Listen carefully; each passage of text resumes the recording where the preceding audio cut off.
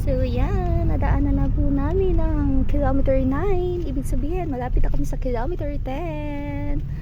At malapit na naming matagpuan ang nawawalang waterfalls na aming hinahanap kanina pa. So magdadalawang oras na po kami nakarating dito. Pero hindi pa rin po namin siya natatagpuan. At nakakakita na po ako ng liwanag. Malapit na kami sa aming bababaan. Pero maglalakad pa daw po kami ng mga 15 minutes papunta doon sa mismong waterfalls. Ay naku, napaka-misteryoso mo.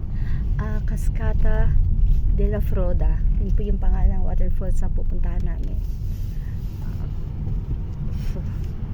Froda Waterfalls sa English. Sorry. Basta, whatever. Cascata de la Froda po. At malapit na kami. Exciting. Ganda na po ng aming dinadaanan. Talagang kurba to the max. At yun pong aking kasama, si Nolo po ay yan, kurbang-kurba. Ay masyadong full attention po sa kalsada. Sabi niya nga po ay hindi niya daw po ako matutulungan maghanap nung signage kasi masyado siyang sa curve. Naintindihan ko naman po. Kaya ako yung nakatingin dito sa kalsada sa mga ano nga tawag sa signage nga po. Ano gayon? Basta yun na yun. Yan. Kasi naman po pakurba po talaga yung dinadaanan namin, no? Pero ang alam ko po talaga malapit na kami. So salamat po sa inyong pagsama.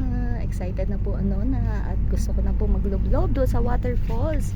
At napakainit na po ng aking pakiramdam. So thank you po ulit. Follow for more. God bless. Here we are. Finally, nahanap na namin yung dito na lang tayo sa tabi yung aming pupuntahan. Ay, finally nakita ko na yung number 10 na aming hinahanap. At ito na nga, nagpa-park na kami dito. Di ba masyadong periguloso dito, Mare? Pa-park lang kami dito at para bumaba na kami doon. So excited na po ako. We're going down the car na.